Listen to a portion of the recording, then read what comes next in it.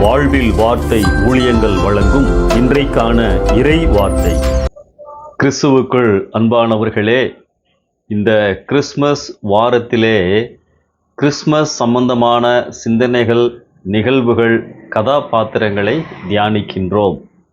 இன்றைக்கு சிமியோன் ஆலயத்துக்கு வந்து இயேசு பாலகனை கரங்களில் ஏந்தி ஆசீர்வதித்த சிமியோனை குறித்து சில காரியங்களை நாம் அறிந்து கொள்ளுவோம்.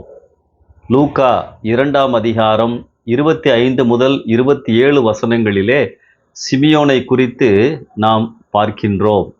அவரை குறித்து வேதத்திலே இப்படியாக சொல்லப்பட்டுள்ளது: நீதியுள்ளவன், தேவ பக்தியுள்ளவன், இஸ்ரவேலின் ஆறுதல் வருவதற்காய் காத்திருந்தவன், பரிசுத்த ஆவியினால் வழிநடத்தப்பட்டவன், நிரப்பப்பட்டவன். அன்பானவர்களே, நம்மளுடைய நாடகங்களிலெல்லாம் சிமியோனை வயதான தாத்தாவாகவே காட்டுகிறார்கள். ஆனால் வேதத்தில் அவர் வயது சென்றவராக சொல்லப்படவில்லை. அவருடைய வாழ்க்கையிலே இருந்து முக்கியமான சில கிறிஸ்மஸ் சிந்தனைகளையும் நாம் அறிந்து கொள்ள முடியும். நீதி உள்ளவனாக, தேவ பக்தியுள்ளவனாக இருந்தார் என்று சொல்லி நாம் பார்க்கின்றோம். கடவுளோடும் மனிதர்களோடும் உள்ள உறவில் சரியாக இருத்தல், அதுதான் அதனுடைய சரியான அர்த்தம். மனிதர்களோடும் கடவுளோடும் நல்ல உறவிலே அவர் இருந்தார் என்று சொல்லி நாம் பார்க்கின்றோம்.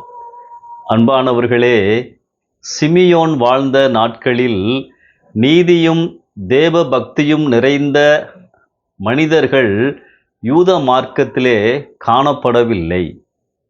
அந்த நாட்களிலே பரிசேயர்கள், வேத பாரகர்கள், சதுசேயர்கள் இவர்களெல்லாம் தங்களுடைய பாரம்பரிய போதனைகளினாலே தவறாக மக்களை வழிநடத்தின காலம் அது. இப்படிப்பட்ட காலத்தில்தான் தேவ பக்தியுள்ள, நீதியுள்ள ஒரு சிமியோனை நாம் பார்க்கின்றோம். கேஜேவி ஆங்கில வேதாகமத்தில் "Behold, there was a man" என்று எழுதப்பட்டுள்ளது. "Behold" என்றால் ஆச்சரியத்தை குறிக்கின்ற வாக்கியம். இப்படிப்பட்ட ஒரு மனிதன் வாழ்ந்தது ஒரு ஆச்சரியமான காரியம் என்று வேதத்திலே எழுதப்பட்டுள்ளது. ஆம், சிமியோன் இப்படிப்பட்ட ஆச்சரியப்படும்படியான வாழ்க்கை வாழ்ந்தவராக இருந்தார். அடுத்தபடியாக இஸ்ரவேலின் ஆறுதல் வர காத்திருந்தார். அதாவது இரட்சகர் வருவதற்காக காத்திருந்தார் என்று சொல்லி நாம் புரிந்து கொள்ள வேண்டும். வேத வாக்கியங்களை அறிந்திருப்பது மட்டுமல்ல, வேத வாக்கியங்களை விசுவாசிக்கிறவராகவும் சிமியோன் இருந்தார். நிறைய வேத வசனங்களை நாம் அறிந்திருக்கின்றோம். ஆண்டவருடைய முதலாம் வருகை, ஆண்டவருடைய 2ஆம் வருகை எல்லாம் நமக்கு தெரியும். எந்த அளவிற்கு அவைகளை நம்பி அவைகளுக்கு ஏற்புடைய வாழ்க்கை நம்மிடத்திலே காணப்படுகிறது. அடுத்தபடியாக 27ஆம் வசனத்திலே பார்க்கின்றோம், பரிசுத்த ஆவியின் ஏவுதலினாலே அவர் ஆலயத்திற்கு வந்திருந்தார். இது ஒரு முக்கியமான ஒரு காரியம். ஆவியானவரால் வழிநடத்தப்படுகின்ற அனுபவம் அவரிடத்திலே காணப்பட்டது. பரிசுத்த ஆவியானவர் அவர் மேல் இருக்கும்படியான வாழ்க்கை அவரிடத்திலே காணப்பட்டது.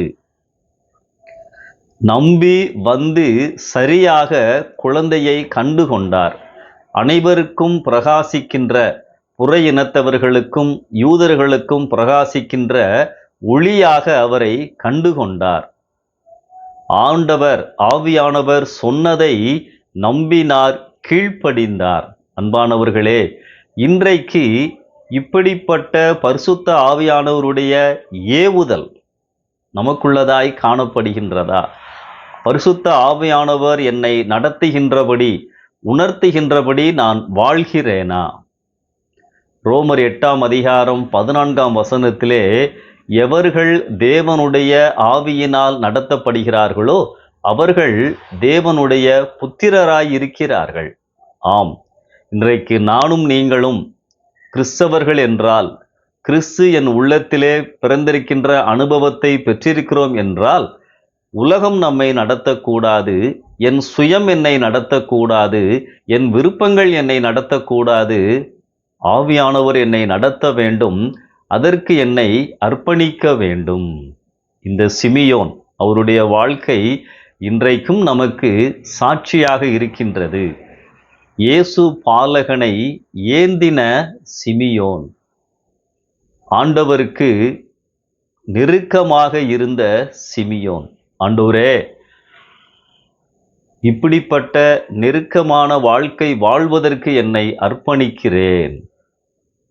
ஸ்தோத்திரம் செலுத்தினார் என்று சொல்லி நாம் பார்க்கின்றோம். இந்த இடத்திலே அதனுடைய அர்த்தம் ஆண்டவரை கண்டுகொண்டதற்காக, மேசியாவை கண்டுகொண்டதற்காக நன்றி செலுத்தினார் என்று சொல்லி நாம் அறிந்து கொள்ள வேண்டும். சிமியோன் ஆண்டவரால் பயன்படுத்தப்பட்டவர். அவருடைய வார்த்தைகளை முழுவதுமாய் நாம் கவனிக்க வேண்டும். ஆரம்பத்திலே ஆசீர்வாதங்களை கூறுகின்றார். அனைவருக்காகவும் பிரகாசிப்பிக்கின்ற ஒளியாக இருப்பார்.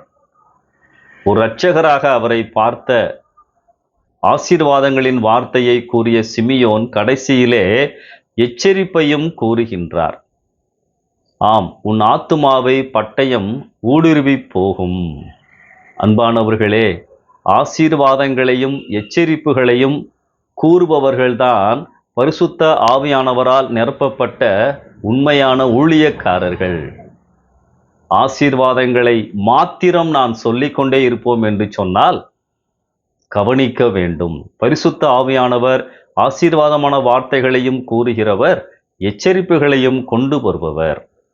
சிமியோன் இந்த கிறிஸ்துமஸ் நாட்களிலே நினைக்கப்பட வேண்டிய ஒரு பாத்திரம். அவருடைய வாழ்க்கையிலே காணப்பட்ட பண்புகள் நம்முடைய வாழ்க்கையிலும் காணப்படுவதாக. நேற்றைக்கு உங்களை வழிநடத்தின ஆண்டவர் இன்றைக்கும் உங்களை வழிநடத்துவார், தேவைகளை சந்திப்பார். நம்பிக்கையோடு இந்த நாளை ஆரம்பியுங்கள். ஆமென்.